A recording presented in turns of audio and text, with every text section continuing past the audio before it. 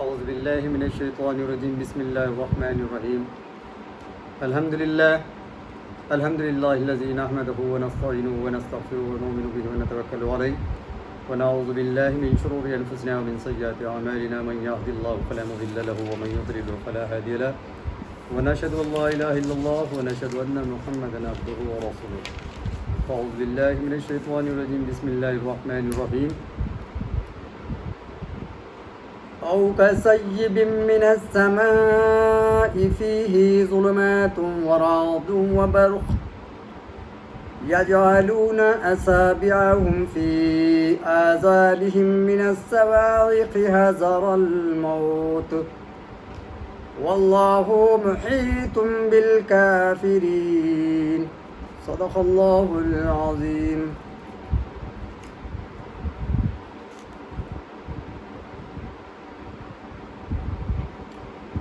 اس سے پہلے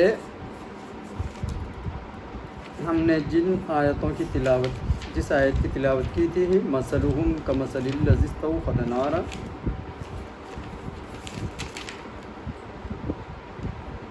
فلما اضاءت ما حوله ذهب الله بنورهم وتركهم في ظلمات لا يبصرون. اللہ رب العزت نے ان کی مثال ایسی دی تھی کہ گویا کہ ایک آگ بھڑکتی ہوئی دہکتی ہوئی آگ لگائی جائے اور اس آگ کے سہارے وہ جو منافق ہیں جس دہکتی ہوئی آگ کے سہارے فائدہ اٹھاتے ہوئے اس کی تمازت کا، اس کے اجالے کا، اس کی گرمی کا، یہ اپنے آپ میں گمان کرتے ہوئے اپنی زندگی بسر کرنے پر ثابت تھے کہ یہ نہ آگ بجھنے والی، نہ یہ روشنی کم ہونے والی، نہ ان کی چمک دھمک کم ہونے والی تھی، اس گمان میں تھے. لیکن اللہ تعالیٰ اس گمان کو رد فرما کر ان کی طرف یہ اشارہ کر چکا ہے کہ یہ لوٹنے والوں میں سے نہیں ہے، ظلمات میں پھنس چکے ہیں، اندھیرے میں پھنس چکے ہیں. جب کہ یہ اجالا سمجھتے تھے، وہ اجالا وقتی طور پر تھا اور وہ ختم، اللہ رب العزت نے اس کو ختم کر دیا. پھر اللہ رب العزت نے دوسری جگہ یہ مثال دی کہ مثل صم بکم عمی فہم لا یرجون. اللہ تعالیٰ نے آگے فرما دیا کہ یہ وہ لوگ ہیں جب یہ منافق ان کے ساتھ میں ہو لیتے، ساتھ میں رہتے، ساتھ میں ان کا برتاؤ ہوتا، شب و روز ہوتے، تو مومنین اس گمان میں ہوتے کہ یہ آج نہ کل پکے مسلمان بن جائیں گے، پوری طریقے سے کامل ایمان میں داخل ہو جائیں گے. اس وقت اللہ رب العزت نے اس گمان کو دور فرماتے ہوئے اس آیت کو نازل کیا کہ صم بکم عمی فہم لا یرجعون. وہ اندھے بہرے گونگے ہو چکے ہیں، وہ لوٹنے والوں میں سے نہیں ہیں. اب آگے اس آیت کو، جس آیت کو میں نے تلاوت کی ہے، او کصیب من السماء فیہ ظلمات ورعد وبرق یجعلون اصابعهم فی آذانهم من الصواعق حذر الموت واللہ محیط بالکافرین. اللہ رب العزت منافقین کے لیے یکے بعد دیگر مثالیں پیش کرتے جا رہا ہے تاکہ بند مومن کو اپنا اور پرایا، دھوکہ دینے والا بندہ اچھی طریقے سے سمجھ میں آ جائے، دھوکہ دینے والے لوگ سمجھ میں آ جائیں اور مومنین صالحین ان سے باخبر رہیں. اس لیے بنی نوع انسان کو رہتی دنیا تک مثال دینے کے لیے اللہ رب العزت یکے بعد دیگر مثالیں دے رہا ہے. کہاں پر آگ کی مثال دے رہا ہے، اور یہاں پر اللہ رب العزت نے مومنین کو سمجھانے کے لیے ایک بارش کی گرج اور اس کے کڑک کو، اس کے جھلکنے کو، آسمان سے بارش کے رواں دواں ہونے کو یہاں پر بتایا ہے. او کصیب من السماء فیہ ظلمات ورعد وبرق. یہ مثال تیز بارش سے آسمان میں اس اندھیرے اور گرج اور چمک کرتے ہیں، انگلیاں اپنی کانوں پر لگاتے ہیں، آسمان سے اترتے پانی کے اس میں اندھیرا ہے اور گرج اور چمک اپنے کانوں میں انگلیاں لگواتے ہیں۔ یعنی او کصیب من السماء فیہ ظلمات ورعد وبرق، جب آسمان سے بارش برستی ہے اور بارش کے ساتھ ساتھ گرج اور بجلی کی چمک اور کڑک ہوتی ہے، ورعد یعنی اس کی آواز اور برق یعنی اس کی کڑک یا چمک، یہ دونوں کے ساتھ ساتھ جب برسات آسمان سے اترتی ہے تو یہ تو نکلے ہیں اس راستے پر، اور اس چمک کو، اس کڑک کو اور برسات، طوفانی برسات کو دیکھ کر ان کے دل گھبرائے جاتے ہیں، اور اس کڑک کے بعد، بجلی کی کڑک کے بعد جو روشنی نمودار ہوتی ہے وہ روشنی سے بھی ان کی آنکھیں چمک اٹھتی ہے، لیکن جیسے ہی وہ چمک دمک اور بجلی کی کڑک ختم ہو جاتی ہے اور سارا اندھیرا چھا جاتا ہے، اس اندھیرے سے بھی ان کے دل میں خوف پیدا ہو جاتا ہے۔ تو اور یجعلون اصابعهم فی آذانہم، جب وہ آگے بڑھنے کے لیے نکلے تھے لیکن اس کڑک اور چمک کو دیکھ کر پھر ان کا دل مائل ہوتا ہے اور وہ اپنے کیے ہوئے پر نادم ہو کر کہتے ہیں کہ ہم جو راستہ اختیار کر رہے ہیں شاید اسی نتیجے سے ہم کو یہ چیزیں ہمارے اوپر ظلمات بن کر نازل ہو رہی ہیں، لہذا ہم کو یہاں سے لوٹنا چاہیے، لوٹ کر پھر اپنے ایمان کی طرف راغب ہونا چاہیے۔ ایسا ان کا ذہن بن کر کے وہ وہاں سے لوٹتے ہیں۔ یجعلون اصابعهم فی آذانہم من الصواعق حذر الموت، جب ان کو ان کے سامنے اس کڑک چمک دھمک میں اور برسات، اس طوفانی برسات میں، اندھیرے میں، کڑک میں جب چھا جاتے ہیں، اس کے اندر، ان کے اندر جو دل کے اندر خوف پیدا ہوتا ہے، اور وہ خوف ایسا خوف ہو جاتا ہے گویا کہ وہ موت کے قریب پہنچے، اس موت کے ڈر سے وہ پھر اپنے اصلیت کی طرف آنے کے لیے پھرتے ہیں۔ واللہ محیط بالکافرین، لیکن اللہ جو ہے ان کافروں کو چاروں طرف سے گھیرا ہوا ہے، ان کو محیط کیا ہوا ہے، وہ اللہ کی پکڑ میں ہیں، وہ اللہ کے دائرے میں ہیں۔ پہلی آیت میں منافقوں کی ایک کہاوت بیان کی گئی تھی، یہ انہی کی دوسری کہاوت ہے۔ اس میں اور اس میں یہ فرق ہے کہ وہاں تو آگ جلا کر روشنی حاصل کرنے کا ذکر تھا اور یہاں بجلی سے ملنے کا تذکرہ ہے۔ وہاں تو معمولی دہشت اور خوف کا ذکر ہوا تھا اور یہاں سخت گھبراہٹ، پریشانی کا بیان ہوا ہے، لہٰذا یہ کہاوت پہلے سے اعلیٰ ہے۔ چند کہاوتیں تو سے فائدہ یہ ہوتا ہے کہ اصل چیز ہر ایک کی سمجھ میں بخوبی آ جاتی ہے۔ شان نزول، منافقین میں سے دو شخص حضور صلی اللہ علیہ وسلم کے پاس سے مشرکین کی طرف بھاگے راستے میں، یعنی یہ آیت کا نازل ہونا کس وقت تھا، کیسی صورت میں تھا، وہ شان نزول فرما رہے ہیں۔ دو منافق آپ صلی اللہ علیہ وسلم کے پاس حاضر ہوئے جو کہ مشرکین میں سے تھے، یعنی آپ صلی اللہ تعالیٰ علیہ وسلم سے کے پاس سے مشرکین کی طرف بھاگے۔ وہ راستے میں یہاں بارش آ گئی جس کا اس آیت میں ذکر ہو رہا ہے۔ اس آیت میں سخت گرج اور چمک تھی، ان کا یہ حال ہوا کہ جب گرج ہوتی تھی تو کانوں میں انگلیاں ٹھونس لیتے تھے، اس سے ہمارے کان نہ پھٹ جائے، یعنی وہ گرج سے، وہ خوف سے وہ دہک سے اپنے کانوں میں انگلیاں ٹھوس لیتے تھے،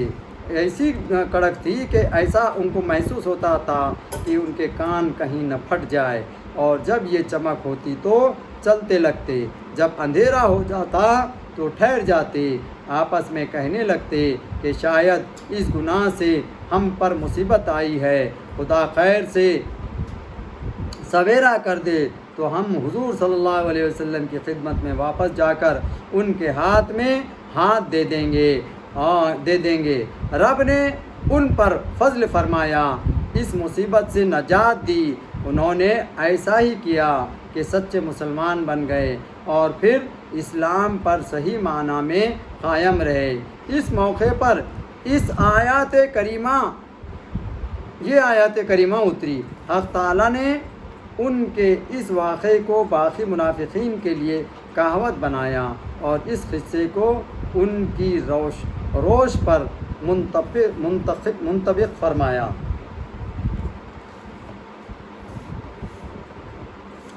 تفسیر خزائن العرفان۔ بعض منافق پختہ تھے جن کے ایمان میں آنے کی کوئی امید نہ تھی، ان کے لیے پہلی مثال تھی، اس لیے وہاں فرمایا گیا کہ بہرے گونگے اندھے ہیں، اب نہ لوٹیں گے۔ بعض منافقین نفاق میں کمزور تھے جن کے ایمان کی امید تھی، ان کے لیے یہ دوسری مثال ہے۔ اس لیے اس آیت میں ارشاد ہوا کہ قریب ہے کہ بجلی ان کی آنکھیں اچک لے، یعنی اچکی نہیں۔ اور عربی زبان میں شک کی وجہ او جو آتا ہے، او کا صیبین کا جو او آیا ہے، تو او عربی زبان میں شک کی جگہ استعمال کرتے ہیں، جیسے اردو میں یا مثلاً کہا جائے کہ زید آیا تھا یا عمر، یعنی یہاں پر گنجائش ہے، یعنی مشکوک ہے کون آیا تھا، ایسے یعنی شک کی بنا پر یہ او کو استعمال ہوتا ہے عربی زبان میں۔ اے مسلمان، تجھے اختیار ہے کہ خواہ تو منافقوں کے لیے پہلی کہاوت بیان کرے یا دوسرے یہ کہ منافق دو قسم کے تھے، بعض ان آگ والوں کی طرح اور بعض ان بارش والوں کی طرح، مثل یعنی آگ والے تو یہ تھے کہ آگ کی جو چمک دھمک تھی اس کو قائم اور دائم سمجھتے تھے اور وہ نہ پھرنے والے تھے، لیکن بارش والوں کی جو مثال تھی، بارش کی کڑک اور اس کی بارش کے گرنے اور بجلی کے کڑکنے اور اندھیرے ہو جانے سے وہ ان کے دل کے اندر جو خوف ہوتا تھا، وہ خوف سے ان کا ایمان کی طرف مائل ہونا ضروری تھا، یعنی وہ ایمان کی طرف لوٹنے والوں میں سے تھے۔ اس لیے یہ یہاں پر دوسری مثال دی گئی جو کہ منافق پھر سے ایمان کی طرف لوٹ کر آئے، یعنی منافق ان آگ والوں کی طرح بلکہ ان بارش والوں کی طرح ہیں۔ چوتھے یہ کہ یہ او واو کے معنی ہیں، یعنی منافقین ان کی طرح ہیں۔ قرآن پاک میں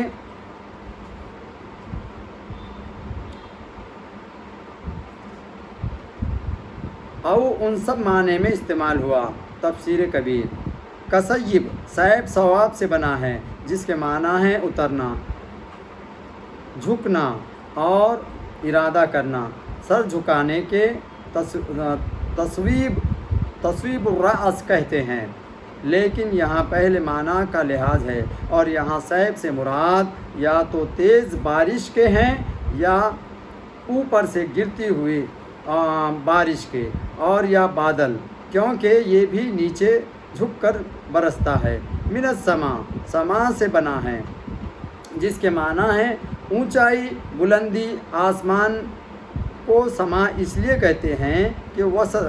اسی واسطے کہتے ہیں کہ یہ اونچائی پر ہے، اور بادل کو بھی سما کہتے ہیں۔ یہاں یہ یا تو آسمان مراد ہے یا بادل، اگرچہ بارش اوپر ہی سے برستی ہے لیکن پھر بھی من السما فرما دینے میں چند فائدے ہیں۔ ایک یہ کہ فلاسفہ کہتے ہیں کہ بارش دریاؤں کا پانی ہے، جو کہ گرمی کو پا کر بھاپ بن کر اوپر گیا اور وہاں سے ٹھنڈا ہو کر کے بادل بنا اور پھر برس گیا۔ اس میں اس کی تردید کر دی گئی ہے کہ بارش زمین سے نہیں آتی ہے، کیونکہ بہت دفعہ گرمی ہوتی ہے مگر بارش نہیں ہوتی، اور بارہا سخت سردی میں تیز بارش ہو جاتی ہے۔ اور اگر یہ مان بھی لیا جائے تو اس کی کیا وجہ ہے کہ کبھی چھوٹے خطرے اور کبھی بڑے خطرے گرتے ہیں، اور کبھی برف اور کبھی اولے گرتے ہیں۔ اگر سب باتوں سے چشم پوشی کر کے مان بھی لیا جائے کہ بارش سمندر سے آتی ہے، تو بتاؤ سمندر میں پانی کہاں سے آیا؟ یقیناً آسمان ہی سے آیا ہے۔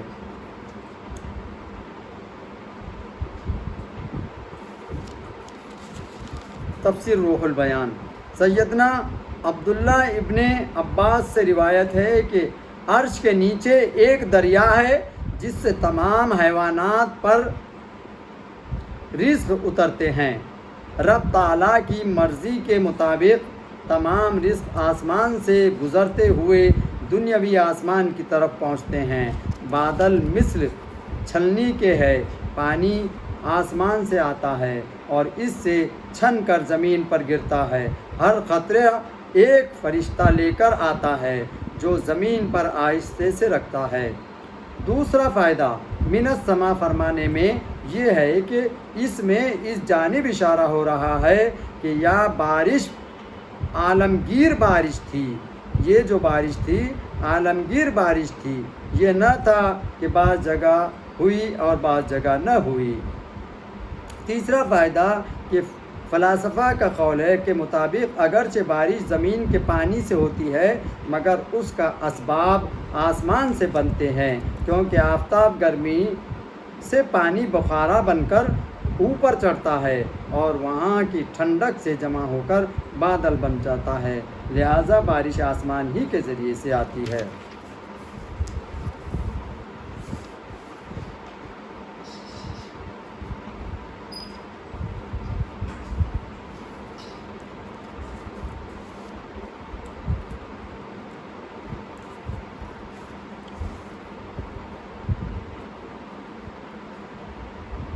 فیہ ظلمات، فیہ کی ضمیر سیب کی طرف لوٹتی ہے۔ اگر اس کے معنی بادل کے ہوں تو آیت کے ترجمہ یہ ہوگا کہ اس بادل میں بہت تاریکیاں ہیں، اور اگر اس معنی کے بارش ہوں تو یہ مطلب ہوا کہ اس بارش میں بہت تاریکیاں ہیں، اور دونوں صحیح ہیں۔ وہ چند تاریکیاں ہیں: بادل کی تاریکی، تیز بارش کی تاریکی، رات کی تاریکی، چاندنی نہ ہونے کی تاریکی۔ وَرَعْدٌ وَبَرْقٌ، رات بادل کے آواز اور برق اس چمک کو کہتے ہیں۔ اگر کہا جائے کہ یہ چیزیں بارش میں ہوں تب بھی صحیح ہے، کیونکہ ان دونوں کا اور بارش کا تعلق بادل سے ہے، اور اگر کہا جائے کہ یہ دونوں بادل میں ہوتے ہیں بالکل ظاہر ہے۔ ترمذی شریف میں ہے کہ ایک دفعہ یہودیوں نے حضور صلی اللہ علیہ وسلم سے دریافت کیا کہ رعد اور برق میں کیا فرق ہے؟ حضور صلی اللہ علیہ وسلم نے فرمایا کہ رعد اس فرشتے کا نام ہے جو بادلوں پر مقرر ہے، اور یہ آواز اسی فرشتے کی ہے کہ جس سے وہ بادلوں کو چلاتا ہے، اور برق اس کا آتش کوڑا ہے جس سے بادلوں کو ہانکتا ہے۔ تفسیر روح البیان نے لکھا ہے کہ فرشتہ شہد کی مکھی کے مشابہ ہے، مگر اس کی قوت کا یہ حال ہے۔ بعض روایت میں آتا ہے کہ یہ آواز اس فرشتے کی تسبیح کی ہے، اس لیے اس آواز کو سن کر تسبیح پڑھنی چاہیے۔ سیدنا عبداللہ ابن عباس فرماتے ہیں کہ جو شخص بادل کی کڑک اور گرج کو سن کر پڑھے سبحان الذی یسبح الرعد بحمدہ والملائکۃ من خیفتہ وہو علی کل شیء قدیر، تو وہ شخص بجلی گرنے سے انشاءاللہ محفوظ رہے گا۔ اور فرماتے ہیں کہ اگر اس پر بجلی گر جائے تو اس کی بیعت خواہ ہو دینے کے تیار ہوں، یہ عمل نہایت مجرب ہے۔ اصابعہ، انسان کی کڑک سن کر اپنے پورے کانوں میں لگتا ہے، اور نہ کہ پوری انگلیاں، لیکن یہاں فرمایا جا رہا ہے کہ وہ اپنی پوری انگلیاں کانوں میں ڈالتے ہیں۔ او کصیب اصابعہ، یعنی اپنے انگلیوں کو بجلی کی کڑک کی وجہ سے کانوں میں لگا لیتے ہیں۔ من الصواعق، صواعق صاعقہ کی جمع ہے۔ صاعقہ اس جگہ صاعقہ گرنے والی بجلی کو کہتے ہیں جو کسی چیز پر گر کر اس کو جلا ڈالتی ہے، یعنی وہ لوگ بجلی گرنے کے اندیشے سے اپنے کان بند کرتے ہیں۔ حذر الموت، حذر کے معنی ہے ڈرنا، اور پرہیز یعنی بچنا، یہاں دونوں معنی بن سکتے ہیں، یعنی موت کے ڈر کی وجہ سے یہ موت سے بچنے کے لیے واللہ محیط، اس کی لفظی معنی یہ ہے کہ اللہ کافروں کو گھیرے ہوئے ہے، کیونکہ یہ محیط احاطہ سے بنا ہے، جس کے معنی ہے کہ کسی چیز کے آس پاس اس طرح گھیر ڈال لینا کہ وہ بالکل درمیان میں آ جائے، اور یہ بات حق تعالیٰ کے لیے ہے، کیونکہ وہ حق تعالیٰ کے لیے ناممکن ہے، کیونکہ وہ جگہ وغیرہ میں ہونے سے پاک ہے، یعنی اللہ جگہ وغیرہ سے پاک ہے، کیونکہ اللہ کو کوئی جگہ کے اندر اللہ رب العزت نہیں ہو سکتا، وہ جسم و جسمانیات سے پاک ہونے کی وجہ سے یہ احاطہ، جگہ کا احاطہ اللہ رب العزت کے لیے نہیں ہو سکتا۔ لہذا نبی علیہ السلام کو ہر جگہ میں حاضر ماننا شرک ہے۔ یہ عقل مند اتنا سمجھیں کہ ہر جگہ میں تو وہ ہے جس کی جسم ہو، یعنی یہاں پر جگہ سے مراد جگہ کا محتاج انسان ہے، جسم ہے، اللہ نہیں ہے، تو یہاں پر وہ چیز بیان کر رہے ہیں۔ حق تعالیٰ ان دونوں چیزوں سے پاک ہے، ہر جگہ بعض مخلوق ہی ہو سکتی ہے، خالق نہیں ہو سکتا، جیسے کہ ملک الموت، منکر نکیر، فرشتے، کاتب، تقدیر، چاند، سورج اور سب کا نور نگاہ کا، یہ چیزیں بیک وقت ہر جگہ موجود ہیں۔ اس مسئلہ حاضر ناظر کی تحقیق کے لیے ہماری کتاب جاء الحق کا مطالعہ کریں۔ کافرین سے یہ مقصود نہیں کہ اللہ تعالیٰ کا علم صرف کافروں کو گھیرے ہوئے ہے، نہ کہ مسلمانوں کو، وہ تو سب کا محیط ہے، لیکن چونکہ یہاں کافروں کا ہی تذکرہ ہو رہا ہے، اس لیے انہی کا ذکر فرمایا گیا۔ اللہ تعالیٰ ہم سبوں کو اس پر سن کر عمل کرنے کی توفیق عطا فرمائے۔ اللہ تعالیٰ ہم سبوں کو باعمل بنائے۔ وآخر دعوانا ان الحمد للہ رب العالمین۔